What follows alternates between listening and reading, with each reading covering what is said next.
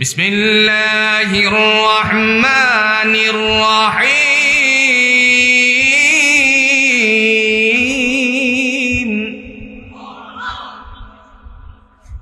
আল্লাযীনা ইউমিনুনা বিল গায়বি ওয়া ইউকিমুনাস সালাতা ওয়া মিম্মা রাযাকনাহুম ইউনফিকুন।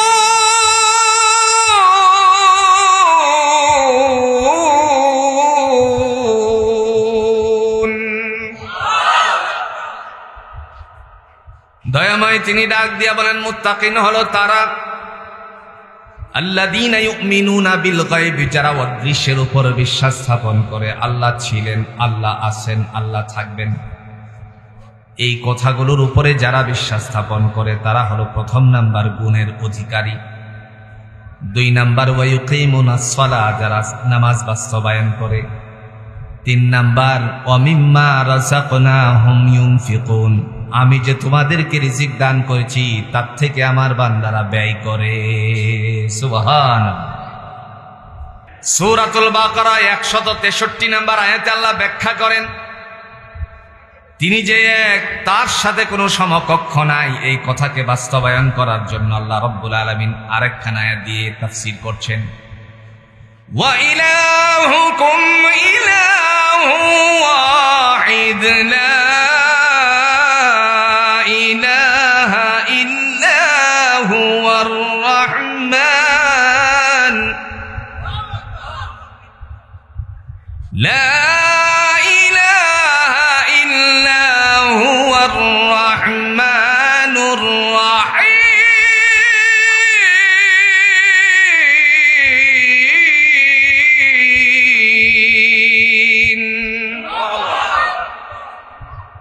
রব্বুল আলামিন তিনি বলেন, ওয়া ইলাহুকুম ইলাহু ওয়াহিদ, তোমাদের উপাস্য একমাত্র উপাস্য, লা ইলাহা ইল্লা হুয়া, তিনি ছাড়া আর কোনো উপাসনাকারী নাই।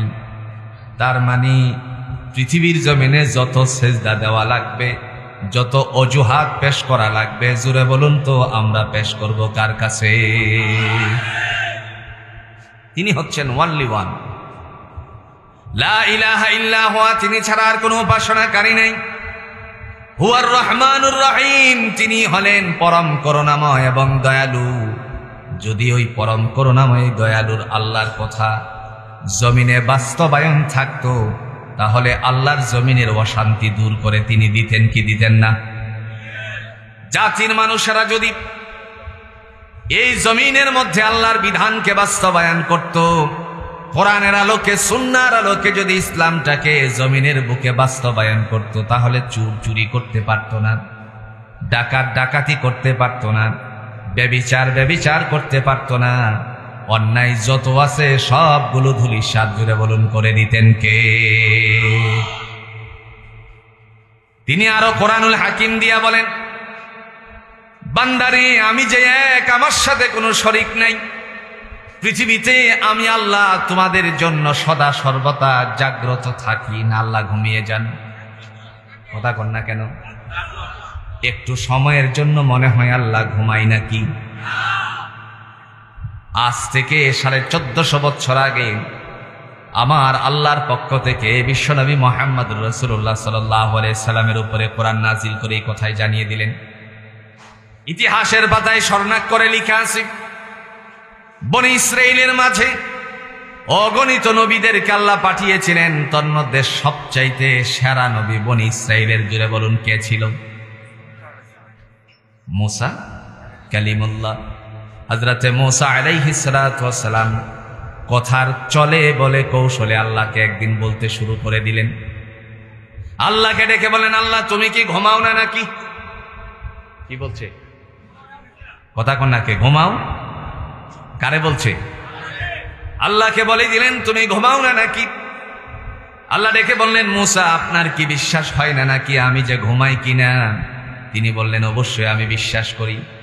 নবীদের ভালোবাসা ছিল আল্লাহর সাথে, কথোপকথন করাটা সেটাও ছিল একটা ইন্টারেস্টিং বিষয়। যত বেশি কথা আল্লাহর সাথে হতো, নবীদের অন্তরকরণে তত বেশি তৃপ্ততা লাভ করতেন। সুবহানাল্লাহ। ইব্রাহিম আলাইহিস সালাতু ওয়াস সালাম আল্লাহকে প্রশ্ন করে ফেলেছেন, আল্লাহ এই যে কাকটাকে, এই যে সমুদ্রের বিশাল মাছকে আপনার শকুনেরা খেয়ে ফেলতেছে, আরো আনুষাঙ্গিক প্রাণীরা খাচ্ছে, এইগুলোকে কেমনে আবার মানুষকে কেমনে আবার তুমি জিন্দা করবা? প্রশ্ন কারে করেছে? কথা কন্যাকে কাকে করেছেন? আল্লাহ বলছেন আওয়ালাম তুমিন, তুমি কি বিশ্বাস করো না নাকি? তিনি বলছেন ক্বালু বালা, অবশ্যই বিশ্বাস করি, তবে আমার অন্তরের দৃঢ়তার জন্য একটু দেখতে চাই। সুবহানাল্লাহ বলতেন। মুসা আলাইহিস সালাম এইভাবেই প্রশ্নটা করেছেন। আল্লাহ রাব্বুল আলামিন তিনি ডাক দিয়ে বলেন, কালিমুল্লাহ, আপনার জন্য নির্ধারিত একটি পাহাড় আছে যাকে আমরা সহজ করে চিনি, জাবালে তুর বলে, তুর পাহাড় বলে চিনি। আপনি সেখানে যান, যাওয়ার সময় 2টা মশক নিবেন। কয়টা মশক? মশক বোঝেন তো? অতি সহজে বোঝার জন্য বলছি, মনে করেন এটার নাম কি? আরো জোরে। এটা যদি হয় প্লাস্টিকের, তারপরেও নাম কি? একটা থাকবে পানি ভর্তি, আরেকটা থাকবে খালি। 2টা গ্লাস নিয়ে আপনি পাহাড়ের মধ্যে চলে যান। মুসা আলাইহিস সালাম সেই মশক নিয়ে গেলেন পানি বুঝাই করে, আর একটা খালি করে নিয়ে গেলেন। মতান্তরে আসছে আল্লাহ রাব্বুল আলামিনের পক্ষ থেকে বলা হলো, পানি ভর্তি গ্লাসটা নিয়ে আপনি দাঁড়িয়ে থাকুন। যখন তিনি দাঁড়িয়ে আছেন, একটি পর্যায়ে রাত যখন গভীর হয়, আমরা জানি মানুষের স্বভাবজাত অনুযায়ী তন্দ্রা আস্তে আস্তে করে মানুষকে ঘিরে ফেলে।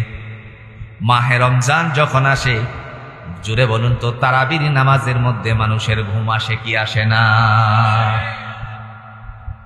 লম্বা তালাওয়াত তো, এ সময় মুসল্লি পিছন দিক থেকে একটু এমন করে কি করে না? তবে কিছু চালাক মানুষ আছে মাদ্রাসার, বিশেষ করে ওই যে ছোট বাচ্চারা আছে, এরা পিছন দিকে গিয়ে বসে থাকে। যখনই বুঝে লম্বা একটা টান মারবে, তখনই মনে করে যে রুকুতে চলে যাবে। এবার কথা কন না। وَإِذَا قِيلَ لَهُمْ تَعَالَوْا يَسْتَغْفِرْ لَكُمْ رَسُولُ اللَّهِ لَغْضُوا رُؤُوسَهُمْ وَرَأَيْتَهُمْ يَصُدُّونَ وَهُمْ مُسْتَكْبِرُونَ سواء عليهم أستغفرت لهم أم لم تستغفر لهم لن يغفر الله لهم إن الله لا يهدي القوم الظالمين। যেই মাত্র লম্বা টান দিল, সে বুঝতে আর বাকি নাই, এইবার রুকুতে চলে যাবে। বসা ছিল, দাঁড়িয়ে গিয়ে তাকবীরে তাহরিমা বেঁধে রুকুতে চলে যায়। আর গতকাল আল্লাহর বান্দারা তিনি শুরু থেকেই দাঁড়িয়ে আছেন, লম্বা তেলাওয়াত শুরু হয়ে গেল। মাঝে মধ্যে দেখা গেল শরীরের নিস্তেজতার কারণে, দুর্বলতার কারণে একটু করে তন্দ্রা ভাব।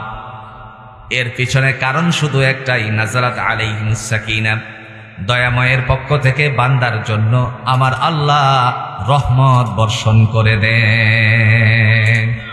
কারণ কোরআন পড়লেও লাভ, শুনলেও না। ভুল বলছি? দলিল আছে? আল্লাহ দলিল দেন। وَإِذَا قُرِئَ الْقُرْآنُ فَاسْتَمِعُوا لَهُ وَأَنصِتُوا لَعَلَّكُمْ تُرْحَمُونَ।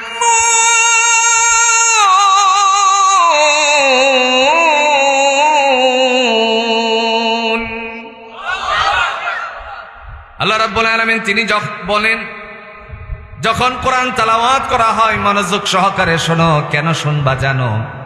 ফাস্তামিউ লাহু, মনোযোগ দিয়ে শোনো। কেন শুনবা?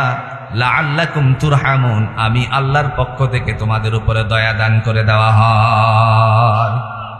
এরই কারণে একটু মারেনি। কথা কন নাকে মারেনি, একটু মারে। হযরতে কালিমুল্লাহ তিনি যখন দাঁড়িয়ে আছেন, রাত যখন গভীরতার দিকে পৌঁছতে শুরু করল, একটি পর্যায়ে তন্দ্রা মুসা আলাইহিস সালাতু ওয়াস সালামকে যখন ঘিরে ফেলল, মুহূর্তের মধ্যে আল্লাহর বান্দা সামনের দিকে ঝুঁকে গেলেন, আবার সজাগ হয়ে গেলেন। বলতে লাগলেন, আল্লাহ তোমারে দেখতে আসলাম, ঘুমাও কিনা? এর আগেই তো আমি ঘুমিয়ে যাচ্ছি, তাইলে কেমনে দেখব? সুবহানাল্লাহ বলতেন না? মুহূর্তের মধ্যে আবার যেন বান্দা সজাগ হয়ে গেল। আবার দেখা গেল বড় চোখে তাকিয়ে আছে।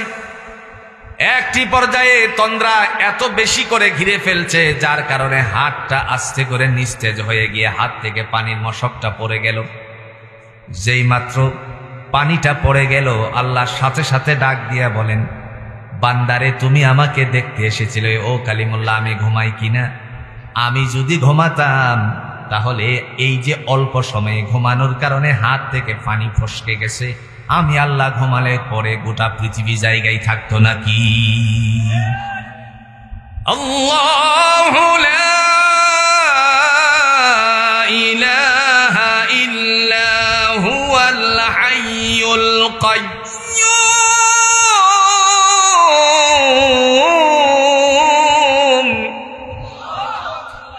লা তা'খুযুহু সিনাতুন ওয়ালা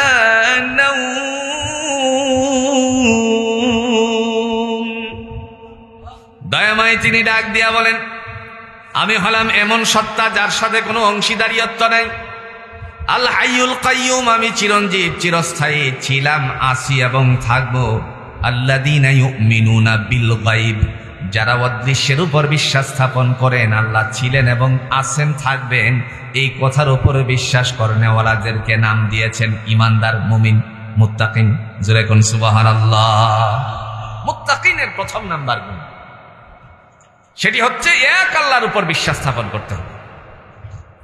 পৃথিবীতে কোনো তন্ত্র মন্ত্রের উপরে বিশ্বাস স্থাপন করা যাবে? কথা কন না, কে যাবে? আল্লাহ ছাড়া ভিন্ন কোনো মতাদর্শ গ্রহণ করা যাবে না। দুনিয়ার জমিনে আল্লাহ ছাড়া ভিন্ন কোনো মতাদর্শ যারা গ্রহণ করে, রবের কাছে সেটা কখনোই অ্যাকসেপ্টেবল নয়। সেজন্য দলিল পেশ করে আল্লাহ রাব্বুল আলামিন ঘোষণা দিয়েছেন, وَمَن يَبْتَغِ غَيْرَ الْإِسْلَامِ دِينًا فَلَن يُقْبَلَ مِنْهُ وَهُوَ فِي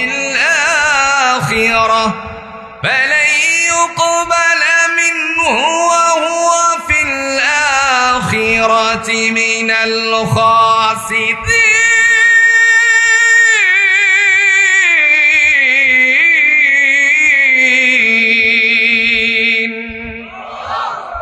কার কথা? রব্বে কারীম তিনি ডাক দিয়া বলেন,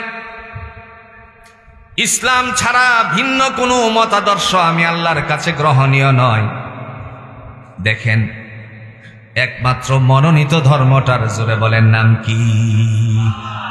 আরেকটু জোরে বলেন নাম কি? ইসলাম। ইন্নাদ দীনা ইনদাল্লাহিল ইসলাম, একমাত্র সিলেক্টেড কৃত ধর্মের নাম হচ্ছে ইসলাম।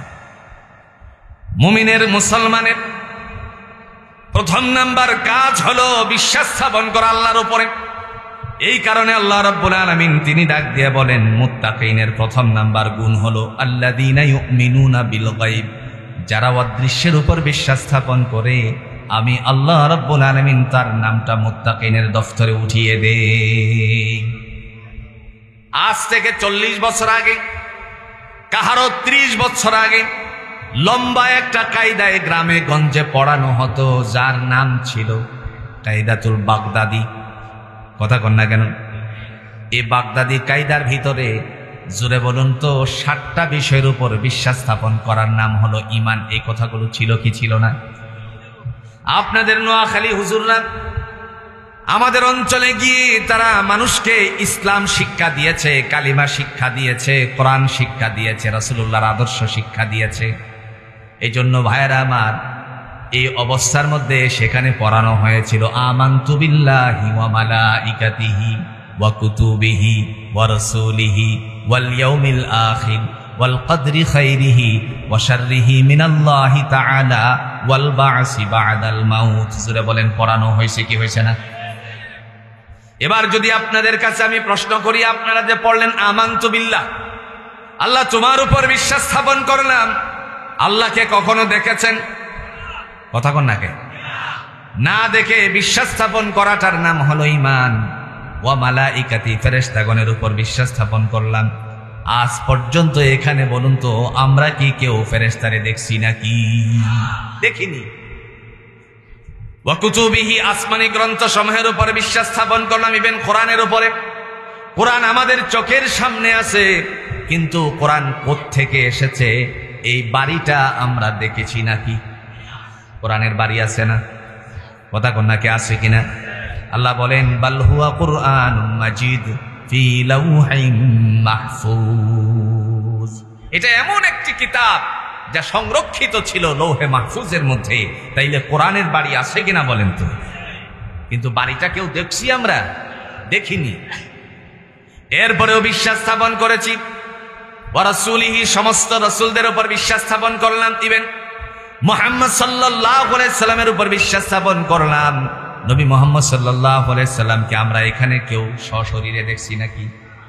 তবে হ্যাঁ, স্বপ্নে যুগে যদি কাহারো সামনে রাসূলুল্লাহ সাল্লাল্লাহু আলাইহি সাল্লাম হাজির হয়ে যায়, বন্ধু, তার জন্য আল্লাহর রহমতের দরওয়াজা জীবনের জন্য খুলে যায়। ওয়াল ইয়াউমিল আখির, কিয়ামত দিবসের উপর বিশ্বাস স্থাপন করা। কিয়ামত দেখছি, কখন হবে বলেন তো? কথা কন নাকি? কিয়ামত কখন হবে জানা আছে? তবে একটা কিয়ামতের কথা আপনারা শুনে যান। কোরআনে একখানা সূরা আছে যার নাম হলো সূরাতুল কিয়ামা। আল্লাহ রাব্বুল আলামিন তিনি ডাক দিয়ে বলছেন ইয়াসআলু আইয়ানা ইয়াউমুল কিয়ামা, কিয়ামত কখন হবে নবীকে প্রশ্ন করেছে লোকেরা। নবী আমার, আপনি মানুষকে জানিয়ে দেন ফাইদা বারিকাল বাসার, চক্ষু যার জন্য যেদিন অস্তমিত হয়ে যাবে তার জন্য সেদিনই কিয়ামত হয়ে যাবে। এই কিয়ামতটার কথা তো আমাদের সকলের সামনে জানা আছে, ঠিক না? কোন এজন্য আল্লাহ রাব্বুল আলামিন দুনিয়ার জমিনে মুত্তাকিনের কথা বলতে গিয়ে ডাক দিয়ে বললেন, প্রথম নাম্বার মুত্তাকিনের গুণ হলো বিশ্বাস স্থাপন করতে হবে। জোরে বলেন কার উপরে? আল্লাহর উপরে। যদি আল্লাহর উপরে বিশ্বাস স্থাপন করেন, এখন আপনারা বললেন কিয়ামত কখন হবে জানি না, কিয়ামত নির্ধারিত হবে না হবে না? দলিল আছে?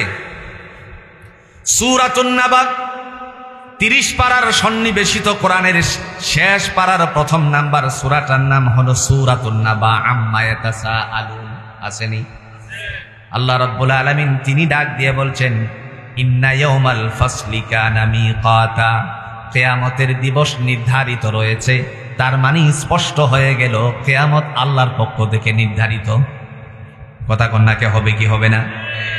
প্রিয় ভাইয়েরা আমার, সেদিন অবস্থাটা কি হবে আল্লাহ পাক কোরআনুল হাকিমের মাধ্যমে ঘোষণা দেন। মানুষ যারা কবরের মধ্যে আছে, একটা সিংহা ফুৎকার দেওয়া হলে সাথে সাথে কবরগুলো উন্মোচিত হয়ে যাবে। উন্মোচিত হওয়ার পরে কবর থেকে মানুষেরা উঠবে। উঠে অনেকেই ডাক দিয়ে বলবে, দুর্ভোগকে আমাদেরকে নিদ্রা থেকে জাগালো। এই সময় তারা বলবে, ওহ মহান আল্লাহ পাক তো আমাদের সাথে দুনিয়াতে এই অঙ্গীকারটাই করেছিলেন। সুবহানাল্লাহ। দলিল আছে এই কথা? কথা কন না কে? দলিল আছে? সূরা ইয়াসিন আল্লাহ দলিল পেশ করেন। মানুফিখা ফিস সূরি ফাইদা হুম মিনাল আজদাসি ইলা রাব্বিহিম ইয়ানসিলুন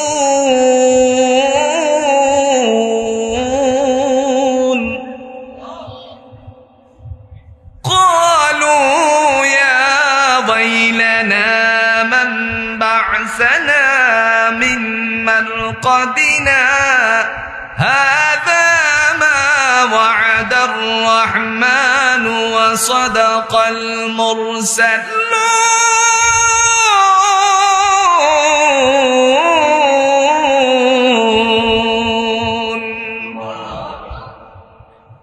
দয়াময় তিনি ডাক দিয়া বলেন, যখন সিংহা ফুৎকার দেওয়া হবে, কবরগুলো উন্মোচিত করা হবে, লোকেরা তার থেকে বেরিয়ে আসবে, ডেকে বলবে, আক্ষেপ দুর্ভোগ, কে আমাদেরকে নিদ্রা থেকে জাগালো।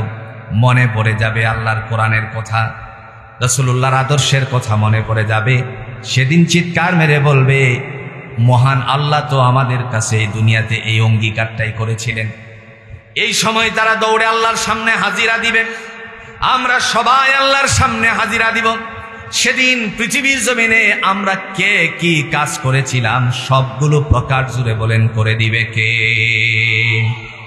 প্রকাশ করার জন্য জুড়ে বলুন তো ডায়েরি মেনটেনকারী আসেনি? কথা কোন নাকি? ম্যানেজার আসেনি? আল্লাহর ম্যানেজার, আল্লাহর হিসাব রক্ষক আছে কিনা? কোন জায়গায়? ডান এবং বামে। এই হিসাব রক্ষক সমস্ত ফাইল পত্র জমা দিয়ে দিবে। সেদিন বলা হবে আজকে তাদের খাতাটা নাও। খাতার কথা বলছে কে? কথা কন না কে? খাতার কথা বলছে কে? কোরআনুল হাকিম আল্লাহ বলছেন ওয়ামা আদরাকা মা ইল্লিয়ুন, নবী আমার ইল্লিয়ুন সম্পর্কে আপনি কিছু জানেন নাকি? সাথে সাথে তিনি উত্তর দিয়ে বললেন কিতাবুম মারকুম, এটা হলো হিসাবের খাতা। কিসের খাতা? ওই সময় হিসাবের খাতা সামনে টানা হবে, কাহারো হিসাবের খাতা চলে আসবে ডান হাতে, কাহারো আসবে বাম হাতে। যাদের ডান হাতে আসবে আল্লাহ ডেকে বলবেন তোমরা যা যা করেছিলেন নিজেরাটা নিজেরাই পড়ো। দলিল আসেনি? فَأَمَّا مَنْ أُوتِيَ كِتَابَهُ بِيَمِينِهِ فَيَقُولُ هَاؤُمُ اقْرَءُوا كِتَابِيَهْ। দেখে বলা হবে যাদের ডান হাতে আমলনামা আসছে তোমাদের আমলনামাটা নিজেরা নিজে পড়ো, নিজেদেরটা নিজে পড়ো। যখন সে পড়বে মুস্কি একটা হাসি দিবে, হাসি দিয়ে বলবে ইন্নী জানান্তু আন্নী মুলাকিন হিসাবিয়া, আল্লাহ আমি পৃথিবীর জমিনে জানতাম আমারে হিসাবের সম্মুখীন করা হবে, এই কারণে সমস্ত অন্যায় কাজগুলো ছেড়ে দিয়েছি, ভালো কাজগুলো করেছি। আমার ভাইরা আজও পর্যন্ত কোরআনের বিরুদ্ধাচরণ করার মতন মানুষ জুড়ে বলুন তো বাংলার জমিনে আছে কিনা? আমার ভাই শামসুজ্জোহা আশরাফি বলেছেন বাংলাদেশের স্কুলগুলোতে গানের জন্য শিক্ষক নিয়োগ দেওয়া হচ্ছে। কেন দেওয়া হচ্ছে? যদি আমরা চুল চিরা ব্যাখ্যা বিশ্লেষণ করি তাহলে এটাই প্রমাণিত হয়, যাতে করে মুসলমান মায়ের সন্তানেরা তারা জমিন থেকে আল্লাহকে, স্কুল লেভেল থেকে আল্লাহকে যেন না চিনে, তাদের আদর্শ যেন গানের সাথে জীবন ধারণ করতে পারে। ঠিক না বলে? এটা সুকৌশলে ইসলাম বিদ্বেষীর একটি ষড়যন্ত্র। 1450 বছর আগে আবু জাহেল সরাসরি কাফেরদেরকে বলতো রাসূলুল্লাহর সামনে এসে, যে ভাতিজা মুহাম্মদ সাল্লাল্লাহু আলাইহি ওয়াসাল্লাম তুমি কি নিয়ে এসেছো? আল্লাহর কোরআন নিয়ে এসেছি। যেই মাত্র বললো আল্লাহর কোরআন নিয়ে এসেছি, যেই কোরআন আপনাদের এই জামিয়া ইসলামিয়া খাজুরিয়া মাদ্রাসায় রাসূলুল্লাহর আদর্শ হাদিসের কিতাবগুলো পড়ানো হয়, কোরআন পড়ানো হয়, হয় কি হয় না? আপনার ঘরেও সেই কোরআন আছে কিনা বলেন তো? বাংলাদেশের একেবারে দরিদ্র ফ্যামিলির মানুষ, তার ঘরেও আল্লাহর কোরআন আছে নাকি নাই? আছে। ওই কাফেরদেরকে সেদিন ডেকে বলা হয়েছিল আমার ভাতিজা যেখানে কোরআন তেলাওয়াত করবে তোমরা সেখানে কোরআন শুনতে যেও না। যদি কোনো কারণবশত কোরআন কোথাও তেলাওয়াত করে শোনায় তখন তোমরা হট্টগোল সৃষ্টি করবে। আমরা এই জমিনের মধ্যে লক্ষ্য করেছি যখন বিশাল ওয়াজ মাহফিল, তাফসির মাহফিল হয় তখন এই মাহফিলগুলোকে বাধা সৃষ্টি করার জন্য এক শ্রেণীর নেতারা মরিয়া হয়ে গিয়েছিল।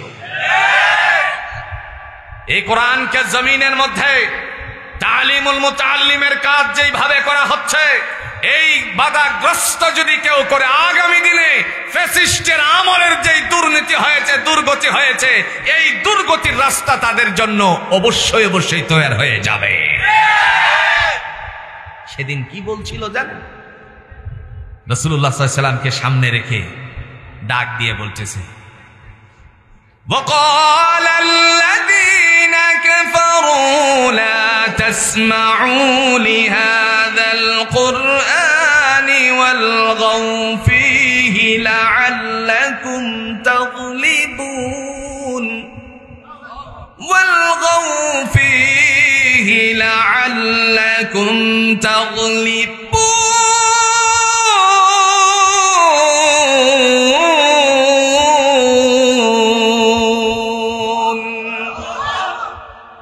জাহেলের লোকেরা বলল, লা তাসমাউ লিহাদাল কুরআন, তোমরা আমার ভাতিজার কোরআনকে শ্রবণ করিও না। যদি কোনো কারণবশত কোরআন কোথাও শুনিয়ে ফেলে, ওয়ালগাউ ফীহি লাআল্লাকুম তাগলিবুন, সেখানে তোমরা হট্টগোল সৃষ্টি করবে যাতে করে মানুষের অন্তরকরণে কোরআন না ঢুকে। আল্লাহ বলেন, কোরআন অন্তরকরণে ঢুকবে না, যতই বাধাগ্রস্ততা তোমরা করো না কেন, আমি আল্লাহ সুকৌশলে আমি আমার বান্দার সিনার ভিতরে ঢুকিয়ে দেব। আর একটু আস্তে কোন সুবহানাল্লাহ। আপনারা কি শুনেছেন 8 বছরের একজন সন্তান, 8 বছর বয়স, কত 10 বছরের ছেলে, 10 বছরের মেয়ে, 12 বছরের ছেলে, 11 বছরের মেয়ে কোরআনের হাফেজ হয়েছে, শুনেছেন? কথা কন নাকি, শুনেছেন? আজকেও দেওয়া হয়েছে। 10 বছরের একটা ছেলে, 12 বছরের একজন ছেলে। আমি হলফ করে বলতে পারি, আপনাদের এই সেনবাগের যতগুলো স্কুল আছে, প্রাইমারি বলেন, হাই স্কুল বলেন, একজন স্যারকে যদি জিজ্ঞেস করি, স্যার কত বছর যাবত আপনি এই বাংলা সাবজেক্টটা পড়াচ্ছেন? স্যার যদি বলে আমি 10 বছর যাবত পড়াই। যদি জিজ্ঞেস করা হয়, স্যার আপনি বলুন তো শুরু থেকে শেষ পর্যন্ত মুখস্থ বলতে পারবেন কিনা? কথা কন না কেন? কলেজ আসেনি, কথা কন না কেন? যদি আমি জিজ্ঞেস করি একজন প্রফেসর মহোদয় কি, স্যার আপনার সাবজেক্ট কি পড়ান? তিনি যদি বলেন আমি বায়োলজি পড়াই, যদি জিজ্ঞেস করা হয় বায়োলজি শুরু থেকে শেষ পর্যন্ত মুখস্থ বলতে পারবেন নাকি? তিনি বলবেন এত বছর যাবত আমি পড়াচ্ছি, এমন প্রশ্নের সম্মুখীন হব কোনোদিন আশাও করি নাই। তিনি ব্যর্থতা স্বীকার করবেন। আর আজকের এই 10 বছর, 11 বছর, 12 বছরের ছেলেরে যদি আপনি রমজান মাসে আপনাদের সেনবাগের কোনো বড় একটা মসজিদের ইমামতির দায়িত্ব দিয়ে বলেন, রমজান মাসে পুরো রমজানে তুমি তারাবির সালাত আদায় করাবা, তারাবির নামাজ আদায় করাবা, এই রমজানে কোরআনুল হাকিমকে খতম করে, তার মানে খতমে তারাবি পড়াবা, জোরে বলুন তো 12 বছরের ছেলেটার পক্ষে এটার দ্বারা, এই কোরআন দ্বারা খতম করানো, জোরে বলেন সম্ভব কি সম্ভব না? এটা যেন ব্যাঘাত ঘটে, এই কারণে সুকৌশল করা হলো যাতে করে গানের দিকে মানুষের সন্তানেরা ঝুঁকে। বন্ধু, সন্তানগুলোকে আগে কোরআন শিক্ষা দেন। একটা সময় ছিল ফুরকানিয়াতে পাঠানো, একটা সময় ছিল মক্তবে সকালবেলায় পাঠিয়ে দেওয়ার। আর আজকে মুসলমান মায়েদের অন্তরে ঘুণে ধরেছে, মরিচিকা পড়ে গেছে, নিজের সন্তানগুলোকে তারা কোরআন শিক্ষার জন্য না দিয়ে বিভিন্ন স্কুলের মধ্যে দেন। আমার কোনো কৈফিয়ত নাই, দেন, তবে আপনার আগে রাসূলুল্লাহর আদর্শ, আল্লাহর কোরআন জুড়ে বলুন তো শিক্ষা দেওয়ার প্রয়োজনীয়তা আছে কিনা? প্রিয় ভাইয়েরা আমার, আবু জাহেলে এই কাজটাই করত যাতে কোরআন মানুষের অন্তরকরণে না ঢোকে। এজন্য মহান আল্লাহ পাক রব্বুল আলামিন ডেকে বললেন, যাদের আমলনামা ডান হাতে চলে আসছে, তোমরা আজকে তোমাদের আমলনামাটা পড়ো। তারা যখন পড়বে আর মুস্কি হাসি দিয়ে বলবে, হেসে হেসে বলবে, ইন্নী জানান্তু আন্নী মুলাকিন হিসাবিয়া, আল্লাহ আমি জানতাম হিসাবের সম্মুখীন করা হবে, এই কারণে আমি আমারই পক্ষ থেকে অন্যায় কাজগুলো ছেড়ে দিয়ে ভালো কাজগুলো করতে শুরু করেছি। সুবহানাল্লাহ। মানে দুনিয়ায় ভালো কাজ করে এসেছি, আল্লাহ এই মুস্কি হাসিটাকে পছন্দ করবেন। এ পছন্দ করার পর বান্দাকে ডেকে বলবেন, যাদের ডান হাতে আসছে এই হাসির বদৌলতে আমি তোমাদের হিসাবকে সহজ করে দিলাম। আর একটু আস্তে কোন সুবহানাল্লাহ। فَأَمَّا مَنْ أُوتِيَ كِتَابَهُ بِيَمِينِهِ فَسَوْفَ يُحَاسَبُ حِسَابًا يَسِيرًا।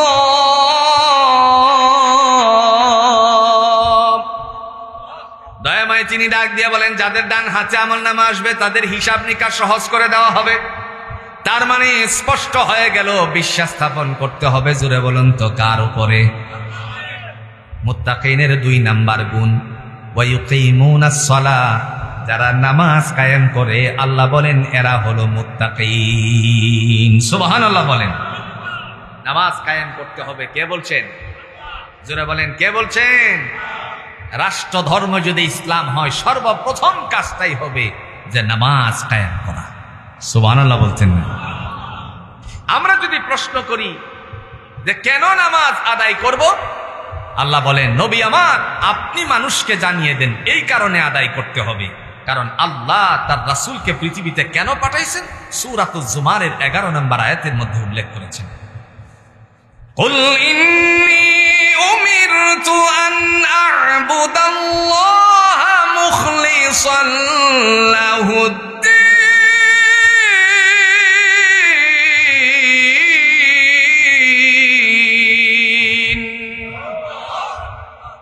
কুল ও নবী আপনি বলুন, ইন্নী উমিরতু আমি আদিষ্ঠিত হয়েছি, আন আ'বুদাল্লাহা মুখলিসান লাহুদ্দীন নিষ্ঠার সাথে কেবল আল্লাহর গোলামি করার জন্য। অথচ কোরআন বলছে ইন্নাস সালাতা তানহা আনিল ফাহশাই ওয়াল মুনকার, নিশ্চয়ই নামাজ গর্হিত কাজ থেকে মানুষকে দূরে সরিয়ে দেয়। এখন আপনারা বলুন তো, নামাজি নামাজও পড়ে, আবার সেই নামাজি ঘুষও খায় কি খায় না? কথা কন না কেন?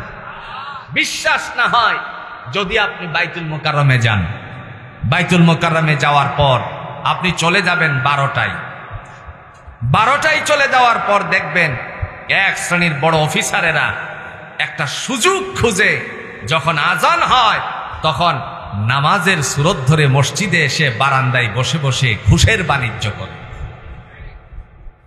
আমার কথা আপনাদের বিশ্বাস হয় না? আপনি ওখানে গিয়ে দেখবেন এত অন্যায়কারী আবার গিয়ে করে কোন জায়গায়, কারণ এখানে কেউ কাহারও পিছনে লেগে থাকে না, গল্প করে এত টাকা লাগবে এত টাকা লাগবে। নামাজি নামাজ পড়ে আবার সে পরের জমিনের আইল কাটে, এরকম নামাজি নাই? আপনাদের এলাকায় না থাকতে পারে আইল কাটা। নামাজি নামাজ পড়ে আবার দেখা গেল সে নিজের গরুটারে মোটা তাজা করার জন্য অপরের জমিনের ধান কেটে কোরবানি ঈদের আগে নিজের গরুরে খাওয়ান দেয়। নাই মনে হয় এরকম? তার মানে কি নামাজের দোষ? কথা কোনাকে নামাজের দোষ না, নামাজের ত্রুটি নয়, নামাজের দোষ নয়, এটা হচ্ছে ব্যক্তির দোষ। কারণ সে যেইভাবে রাসূলুল্লাহর কথা অনুযায়ী নামাজ আদায় করার কথা ছিল সেইভাবে নামাজ আদায় করতে পারে না। আমরা নামাজে গিয়ে হাত উত্তোলন করি, তাকবীরে তাহরিমা বাঁধি, সব কিছু ঠিক আছে, কিন্তু আবার মস্তিষ্কটারে ঘুরাইতে ঘুরাইতে কোন জায়গায় আমি কাকে বাকি দিয়েছিলাম সারাদিন মনে না পড়লে, মনে করেন 1টা পর্যন্ত, দুপুর 1টা পর্যন্ত মনে পড়ে নাই তার কার নামটা যেন কারে যেন বাকি দিছি, খাতার মধ্যে উল্লেখ করতে হবে নামটা। যেই মাত্র জোহরের নামাজে গেল সাথে সাথে তার নাম মনে হয়ে গেল। কথা কোন না কেন? এমন আছে কিনা? কোন যত কথা আছে সব নামাজের ভিতরে হিসাব করে। আমার ভাইরা, আল্লাহ রাব্বুল আলামিন তিনি বলছেন এই জন্য তুমি আমার বিধান আদায় করবা, আমার রাসূলকে আমি আদেশ করেছি। রাসূল বলতেছেন ইন্নী উমিরতু আন আ'বুদাল্লাহা মুখলিসান লাহুদ্দীন, নিষ্ঠার সাথে আল্লাহর গোলামি করার জন্য পৃথিবীতে এসেছি। সুতরাং যারা আল্লাহর গোলাম তারা সব সময় নিষ্ঠার সাথে গোলামি করে কার? যদি আপনি মুমিনের গুণাবলীগুলো লক্ষ্য করেন, সূরাতুল মুমিনুন নামে যে সূরাটা আছে প্রথম নাম্বার অংশের মধ্যে আল্লাহ ঘোষণা দিয়েছেন কদ আফলাহাল মুমিনুন, মুমিনেরাই হলো সফলতা অর্জনকারী। আল্লাযীনা হুম ফী সালাতিহিম খাশিউন, যারা বিনয়ের সহিত, জোরে বলুন, নামাজ আদায় করে কার জন্য? আমরা ঘোষণা দিব 4টা। কয়টা? জোরে বলেন কয়টা? ইন্না সালাতি ওয়া নুসুকি ওয়া মাহইয়ায়া ওয়া মামাতি লিল্লাহি রাব্বিল আলামিন। বান্দা ঘোষণা দিবে আমার নামাজ, ওয়া নুসুকি আমার কুরবানি, ওয়া মাহইয়ায়া আমার জীবন, ওয়া মামাতি আমার মরণ, লিল্লাহি রাব্বিল আলামিন পরাক্রমশালী, জোরে বলুন কার জন্য? আল্লাহ বলেন আরো নামাজ কেন পড়বা শোনো। এই যে আজকে আপনারা বসেছেন, এই বসার জায়গাটা জোরে বলেন কি? জোরে বলেন জমিন। এই জমিনকে আল্লাহ আপনি আমার জন্য বিছনা বানায় দিয়েছেন। আর একটু আস্তে কোন সুবহান। জমিন আমাদের জন্য বিছানা বানিয়েছেন। আল্লাহ কোরআন দিয়ে বলছেন আল্লাযী জাআলা লাকুমুল আরদা ফিরাশান ওয়াস সামাআ বিনাআ أنزل من السماء ماء فأخرج به من الثمرات رزقا لكم فلا تجعلوا لله أندادا وأنتم تعلمون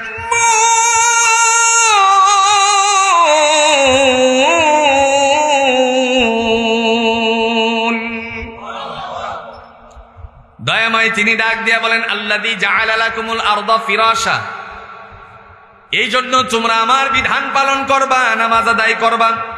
কেন নামাজ পড়বা? আমি তোমাদের জন্য জমিনটারে বানিয়েছি বিছানা। এর চেয়ে উত্তম বিছানা জুড়ে বলুন তো পৃথিবীতে আরো কিছু আছে নাকি? আপনি যদি এই সেনবাগের সবচেয়ে ধনাঢ্য ব্যক্তি হন, বলুন তো আপনার শেষ বিছানাটার নাম কি? মাটি। কবরের জোরে বলুন তো কি আছে? একটু জোরে বলে। যেন আপনি এই কথা কোরআন থেকে শুনেছেন। আল্লাহ বলেছেন মিনহা খালাকনাকুম ওয়া ফিহা নুঈদুকুম ওয়া মিনহা নুখরিজুকুম তারাতান উখরা। আল্লাহ বলেন তোমাকে এই মাটি থেকে সৃষ্টি করা হয়েছে, আবার এই মাটিতেই রাখা হলো, এই মাটির থেকে উত্তোলন করা হবে। পৃথিবীতে কে কি করেছিলাম সবকিছু হিসাব নিকাশ বুঝে নেওয়ার জন্য। কথা বলেন ঠিক কিনা? এজন্য ভাইয়েরা আমার, সালাত আদায় করতে হবে, নামাজ পড়তে হবে। এরপরে আল্লাহ বলেন ওয়াসসামাআ বিনাআ, আকাশটা তোমার জন্য ছাদ বানালাম। এই আকাশ, যে আকাশকে আল্লাহ ছাদ বানালেন, কোনো ত্রুটি আছে নাকি? কথা কন্যাকে আছে নাকি? এশার নামাজের পরে আপনাদের এখানে বৃষ্টি হয়েছে, ওই ভিজা খেরের মধ্যে আপনারা বসেছেন, আবার দেখা গেল এখান থেকে 6 কিলোমিটার দূরে 1 ফোঁটা বৃষ্টিও নাই। কথা কন না কেন? মহান আল্লাহ রাব্বুল আলামিন বলেন আকাশের ঝর্ণাটা আমি যেই দিকে ঘুরিয়ে দিয়েছি, মুখটারে যেই দিকে দিয়েছি সেই দিকেই বৃষ্টি হয়েছে। এজন্য আল্লাহ বলেন যারা নামাজ আদায় করবে তারা হলো মুত্তাকিনের 2 নাম্বার গুণ অর্জন করলো। 3 নাম্বার ওয়ামিম্মা রাযাকনাহুম ইউনফিকুন, আমি সংক্ষিপ্ত করছি। ওয়ামিম্মা রাযাকনাহুম ইউনফিকুন, আল্লাহ বলেন আমি তোমাদেরকে যা রিজিক দিছি তার থেকে আমার রাহে, আমার জন্য ব্যয় করো। এখন প্রশ্ন হলো আল্লাহ বলছেন আমার জন্য ব্যয় করো, আল্লাহ কি এগুলো নিয়ে বাড়ি বানাবে নাকি? কথা কন না কেন?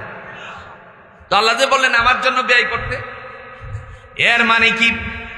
আপনি এই যে দেখেন সুন্দর প্রতিষ্ঠান, এই প্রতিষ্ঠানের মধ্যে আপনার অর্থ থেকে গুরাবা ফান্ডে গরিব বাচ্চাদেরকে খাবারের জন্য যে দিলেন, এটা হলো আল্লাহর জন্য ব্যয়।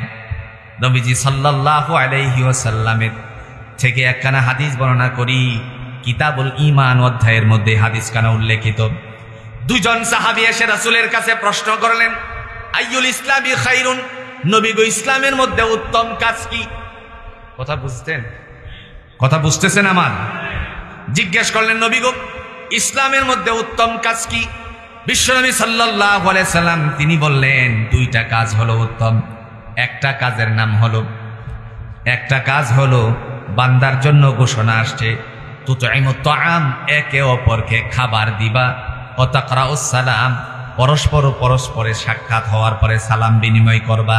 তার মানে এতিমখানার মধ্যে গুরাবা ফান্ডে গরিবদের জন্য খাবার দেওয়া মানে আল্লাহর রাস্তায় সেগুলো খরচ হয়ে যাওয়া। কার জন্য করবেন? একটু জোরে বলেন, কার জন্য করবেন? আল্লাহর জন্য। পারবো তো ইনশাআল্লাহ? কেন করবেন দেখেন, আল্লাহ কোরআন দিয়ে বলছেন 2 জিনিসের কথাই উল্লেখ করতে গিয়ে তিনি বলছেন ইমানদারদেরকে, ইমানদার শোনো, ইয়া আইয়ুহাল্লাযীনা আমানু লা তুলহিকুম আমওয়ালুকুম ওয়ালা আওলাদুকুম আন যিকরিল্লাহ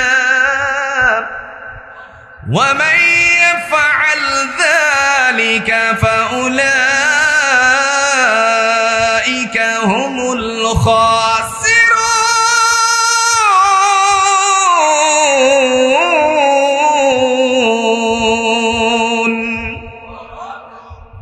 দয়াময় তিনি ডাক দিয়ে বলেন হে বিশ্বাসশীলেরা, ইমানদারেরা, লা তুলহিকুম, তোমাদেরকে যেন ধ্বংস না করে দেয়, আমওয়ালুকুম, সম্পত্তি।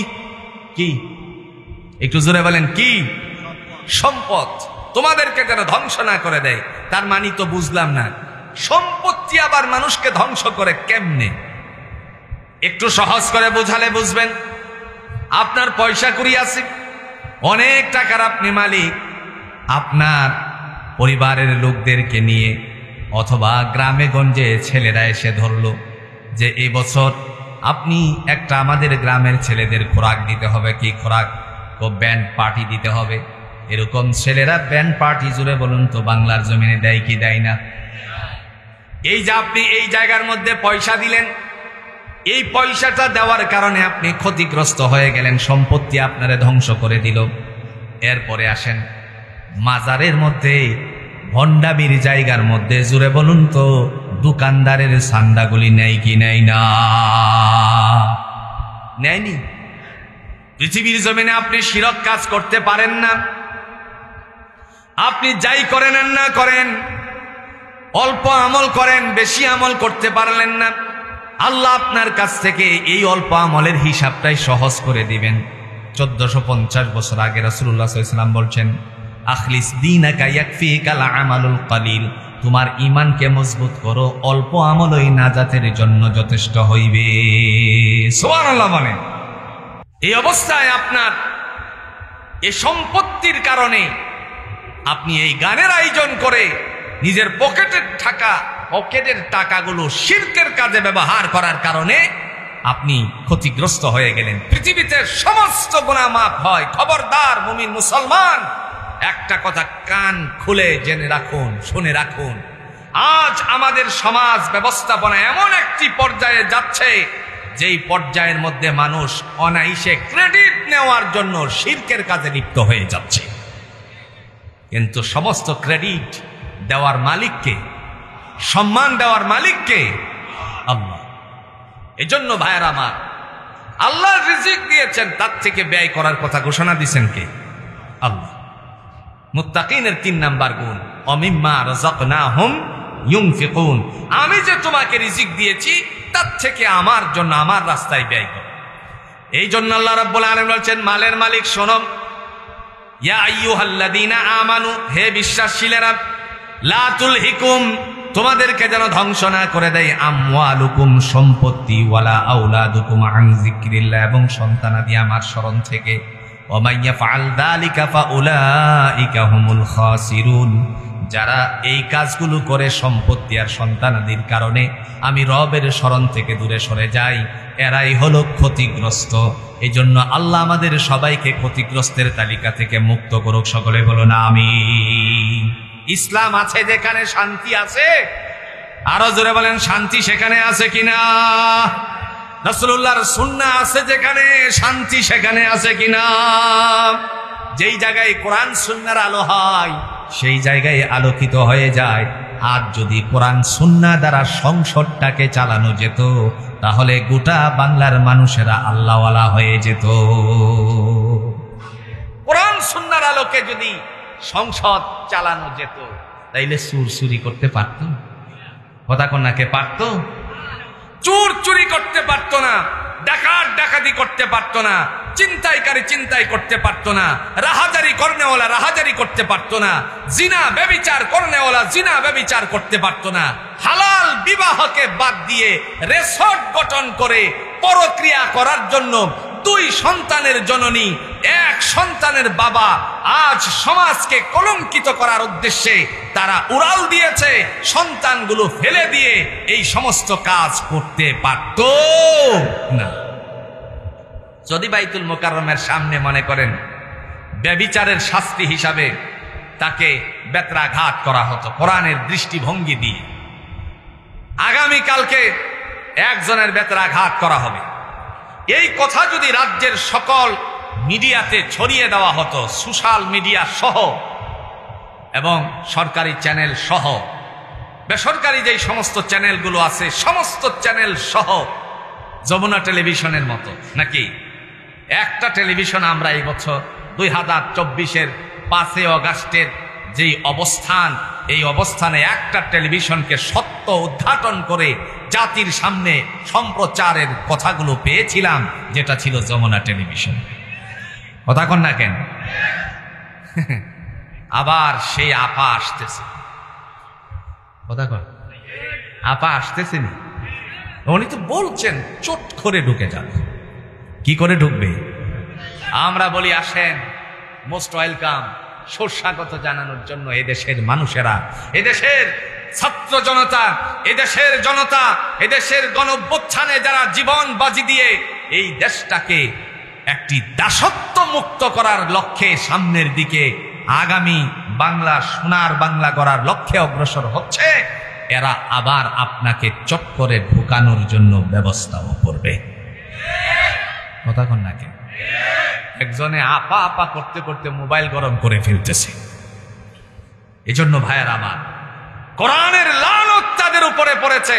এ বাংলার জমিনে আলেমদেরকে নির্বিচারে গুলি করেছে শাপলা চত্বরে। এই সময়